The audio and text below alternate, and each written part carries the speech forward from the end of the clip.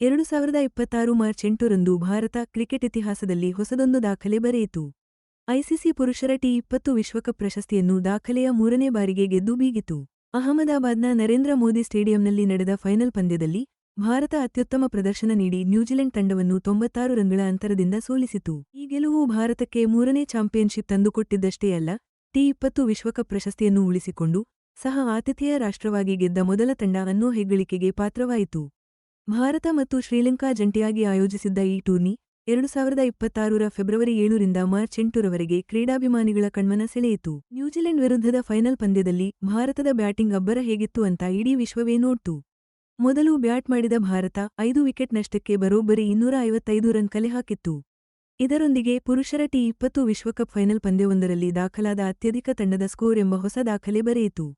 ಸಂಜು ಸ್ಯಾಮ್ಸನ್, ಅಭಿಷೇಕ್ ಶರ್ಮಾ ಮತ್ತು ಇಶಾನ್ ಕಿಶನ್ ಈ ಮೂವರು ಬ್ಯಾಟ್ಸ್ಮನ್ಗಳು ಅರ್ಧಶತಕ ತಂಡಕ್ಕೆ ನೆರವಾದರು. ಅದ್ರಲ್ಲೂ ಸಂಜು ಸ್ಯಾಮ್ಸನ್ ಬರೋಬ್ಬರಿ 89 ರನ್ ಸಿಡಿಸಿ ಮಿಂಚಿದ್ರು. ಗುರಿ ಬೆನ್ನಟ್ಟಿದ ನ್ಯೂಜಿಲೆಂಡ್ ತಂಡ ಭಾರತದ ಶಿಸ್ತಿನ ಬೌಲಿಂಗ್ ದಾಳಿಯ ಮುಂದೆ ಕಂಗಾಲಾಗಿ ಕೇವಲ 159 ರನ್ಗಳಿಗೆ ಆಲ್ ಔಟ್ ಆಯಿತು. ಜಸ್ಪ್ರೀತ್ ಬುಮ್ರಾ ಕೇವಲ 15 ರನ್ ನೀಡಿ 4 ವಿಕೆಟ್ ಕಬಳಿಸಿ ಪಂದ್ಯ ಗೆಲ್ಲುವಂತಹ ಪ್ರದರ್ಶನ ನೀಡಿದ್ರು. ಹಾಗಾಗಿ ಅವರಿಗೆ ಪಂದ್ಯಶ್ರೇಷ್ಠ ಪ್ರಶಸ್ತಿ ಲಭಿಸಿತು. ಈ ಗೆಲುವು ಭಾರತದ ಅದ್ಭುತ ಟಿ20 ವಿಶ್ವಕಪ್ ಪಯಣಕ್ಕೆ ಮತ್ತೊಂದು ಗರಿ ತೊಡಿಸಿದೆ. ಈ ಪಯಣ 2007ರಲ್ಲಿ ಎಂ.ಎಸ್. ಧೋನಿ ನಾಯಕತ್ವದಲ್ಲಿ ಮೊದಲ ಗೆಲುವಿನೊಂದಿಗೆ ಶುರುವಾಯಿತು. ಆಮೇಲೆ 2024ರಲ್ಲಿ ಎರಡನೇ ಪ್ರಶಸ್ತಿಯನ್ನ ಭಾರತ ಮುಡಿಗೇರಿಸಿಕೊಂಡಿತ್ತು. ಈಗ 2026ರ ಈ ಗೆಲುವಿನಿಂದ ಭಾರತ 3 ಬಾರಿ ಟಿ20 ವಿಶ್ವಕಪ್ ಟ್ರೋಫಿ ಎತ್ತಿ ಹಿಡಿದ ಏಕೈಕ ತಂಡವಾಗಿ ಹೊರಹೊಮ್ಮಿದೆ. ಈ ಐತಿಹಾಸಿಕ ಸಾಧನೆಗೆ ತಂಡವನ್ನ ಮುನ್ನಡೆಸಿದ್ದು ಮುಖ್ಯ ಕೋಚ್ ಗೌತಮ್ ಗಂಭೀರ್.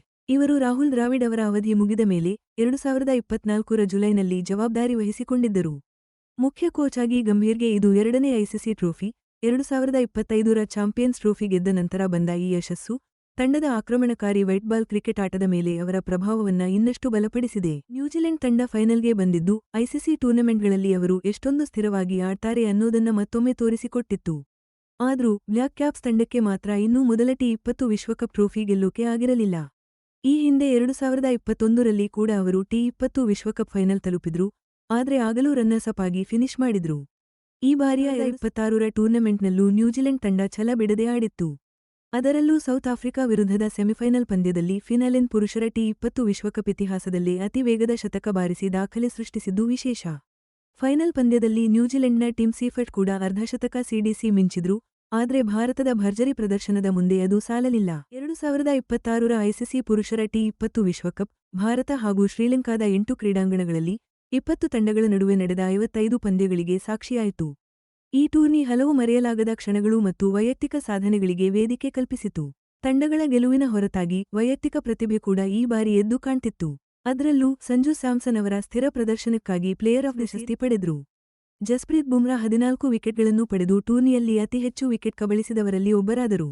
ಇನ್ನು ಮೈದಾನದ ಆಚೆ ಗ್ಲೋಬಲ್ ಕ್ರಿಕೆಟ್ನ ಆಡಳಿತದಲ್ಲಿ ಹೊಸ ಬದಲಾವಣೆ ಆಗಿದ್ದು, ಜೈಶಾ ಡಿಸೆಂಬರ್ 1, 2024ರಂದು ಇಂಟರ್ನ್ಯಾಷನಲ್ ಕ್ರಿಕೆಟ್ ಕೌನ್ಸಿಲ್ ಐಸಿಸಿ ಅಧ್ಯಕ್ಷರಾಗಿ ಅಧಿಕಾರ ಸ್ವೀಕರಿಸಿದ್ದಾರೆ. ಇವರು ಕ್ರೀಡೆಗೆ ಹೊಸ ನಾಯಕತ್ವದ ಯುಗವನ್ನೇ ತಂದಿದ್ದಾರೆ ಅಂತ ಹೇಳಬಹುದು.